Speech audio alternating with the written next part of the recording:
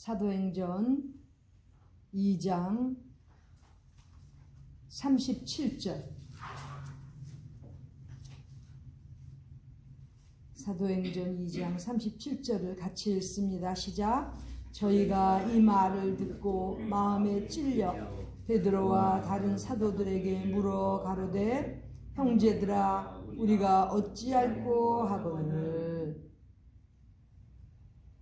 오순절날에 예루살렘에 모였던 그 군중들에게 오순절 성령 체험을 한 사도 베드로가 설교를 하고 부활의 증인으로서 사는 것을 강조하고 성령님께서 이렇게 부어주셨음을 확증시키고 또 십자가에 못 박히신 예수님 증거할 때에 듣던 그 군중들 무리들이 너무 마음에 찔리는 거예요.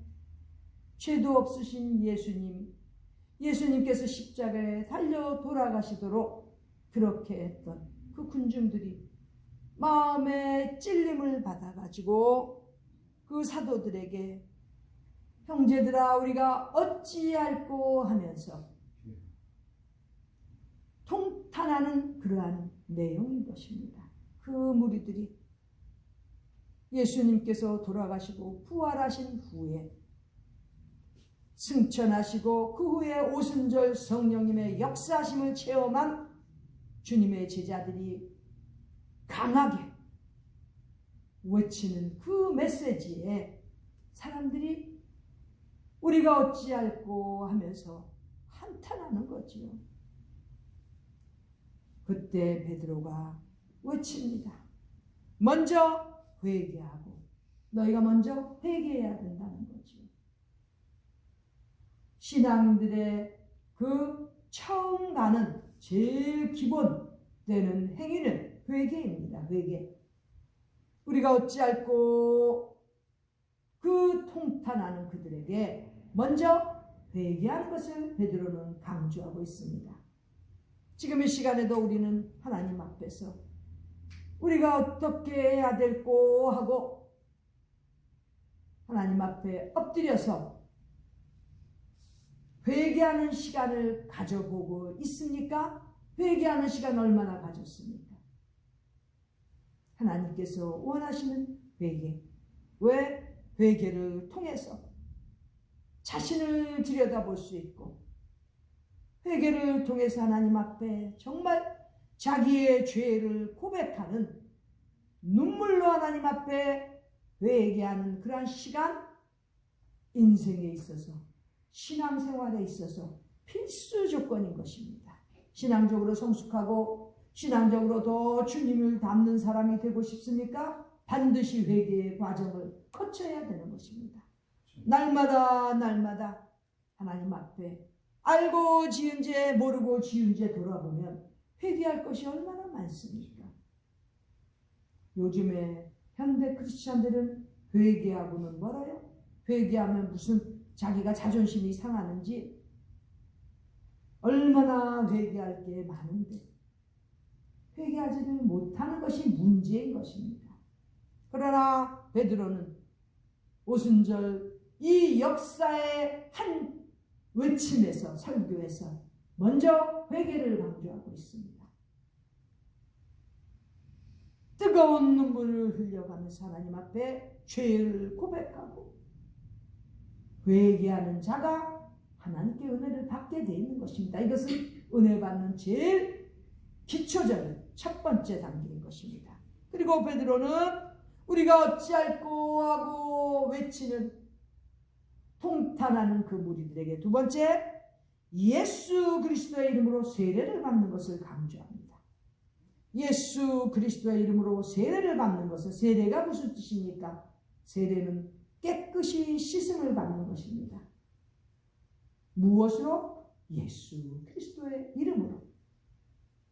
성도들이 제일 먼저 예수님을 믿고 신앙이 되면 받는 과정 중에 하나가 세례입니다. 물론 물세례죠.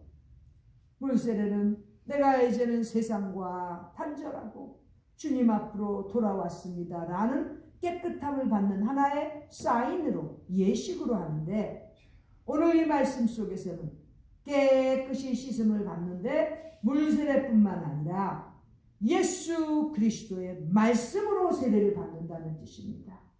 우리가 깨끗이 되는 데에는 물론 제일 먼저 예수님께 돌아오면 물세례를 받지만은 계속해서 깨끗이 씻음을 받을 때마다 물세례를 받는 게 아니잖아요. 그렇다면 주 예수 그리스도 이름으로 받는 세례 무엇이겠습니까? 말씀으로 깨끗해지는 세례를 말하고 있는 것입니다. 우리가 깨끗하게 짓는 것, 깨끗하게 된다는 것은 무슨 좋은 비누를 사갖고 맨날 씻고 닦아대는 것도 아니고 하나님의 말씀으로, 예수 그리스도의 말씀으로 깨끗이 씻음 받는 것입니다. 회개한 사람은 반드시 주님의 말씀으로 깨끗이 세례를 받아야 됩니다. 그렇게 되면 세 번째, 죄사함을 얻게 되는 것입니다. 용서해 주시는 그 은혜를 받게 된다는 거죠. 회개하고 깨끗이 씻는 말씀의 세례를 받았으면 이제 죄사함을, 용서하심을 받게 되고 그 용서하심으로 말미암아 이제 죄에서 자유로워지는 그런 은혜의 삶을 살게 되는 것입니다. 죄에 눌려있는 사람들 절대 자유롭게 신앙생활할 수 없습니다. 더러운 생활 버리지 못하고 깨끗이 씻지 못했다면, 용서함 받지 못하고 제사함을 받지 못했기 때문에 자유롭게 살 수가 없습니다. 신앙생활을 똑같이 해도 벌써 자유롭게 신앙생활하는 사람과 아직 죄의 그 더러운 형태를 벗지 못해서 죄사함을 받지 못한 사람과는 신앙생활의 차이가 나는 것입니다. 그러므로 진정한 회개와 깨끗한 세례를 받았다면 죄사함을 받는 은혜를 체험하고 죄에서 놓여 자유로운 그러한 신앙인이 되는 것입니다. 그렇게 될 때 네 번째로 성령을 선물로 받는다고 베드로가 강조하고 있는 것입니다. 성령님께서 이렇게 회개하여서 깨끗해지는 말씀으로의 세례를 체험한, 그리하여 죄사함을 얻은 사람에게는 성령을 선물로 주신다는 것입니다. 이 베드로의 오순절 설교에는 성령에 대해서 얼마나 강조하고 있습니까? 왜? 자기도 성령 받기 전과 성령 받은 후가 다르다는 것을 체험했기 때문에 이렇게 강조할 수 있는 것입니다. 성령을 선물로 받아야 되지 않겠습니까? 나는 이해가 안 돼요. 교회 신앙생활 그렇게 열심히 하면서 새벽부터 밤까지 교회 모임이라 모임은 다 가고 얼마나 충성 봉사하는데 왜 성령 세례와 성령을 선물로 받는 이 기본적인 은혜를 받지도 못하고 증거하지도 못하는지 어떻게 보면 좀 안타까워요. 기왕이면 신앙생활 하는데 성령을 선물로 받아서 성령 충만한 그러한 삶으로 사는 신앙인이 제가 보기에는 당연히 돼야 되는데 그렇게 되지 못하는 사람들 보면 인생 낭비하고 있구나. 신앙생활을 너무나 제대로 하지 못하고 있구나. 안타까운 거예요. 성령을 선물로 받으려면 반드시 회개에서 시작해야 됩니다. 우리가 어찌할꼬 마음에 찔림을 받고 주님 앞에 회개하는 자가 될 때 그때는 말씀으로 깨끗함을 입는 세례를 받게 되고 죄사함, 용서함을 받아서 자유로운 신앙인이 될 때 성령님께서도 선물로 부어주시는 이 놀라운 은혜를 체험하는 우리 모두가 되기를 바랍니다. 이렇게 성령을 선물로 받은 신앙인들은 그 42절에 보면 그러한 사람들은 사도의 가르침을 받는다 그랬습니다. 말씀으로 영적 권위를 가진 사도들의 가르침을 받아서 서로 교제하는 거예요. 성도들끼리 서로 교제합니다. 위로하고 간증하고 은혜를 나누는 교제, 그리고 떡을 뗀다고 되어 있습니다. 삶을 나누는 것입니다. 우리 크리스천들 많은 숫자든 적은 숫자든 얼마든지 이렇게 삶을 나누면서 살 때 바로 그곳이 천국이 되는 것입니다. 이러한 천국 생활을 누리며 사는 우리 모두가 되기를 바랍니다. 이렇게 삶을 같이 하는 사람들끼리는 반드시 전적으로 기도에 힘쓰게 되어 있습니다.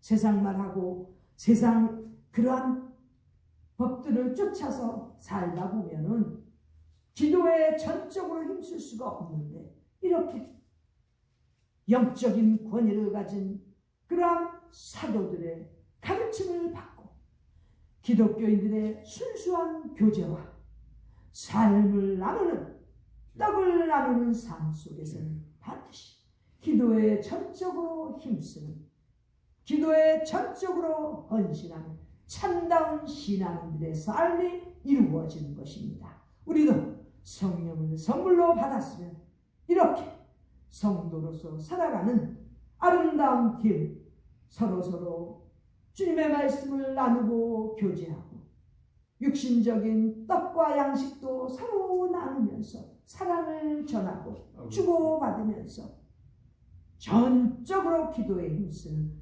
헌신하는 참다운 신앙인으로 살아가는 우리 모두가 되시기를 간절히 기원합니다. 기도드리겠습니다. 하나님 우리 아버지, 성령을 받고서 변화된 베드로처럼 우리도 성령 충만하여 가는 곳곳마다 하나님의 복음과 우리 주 예수 그리스도의 은혜를, 사랑을 증거하는 자들로 살게 하여 주시옵소서.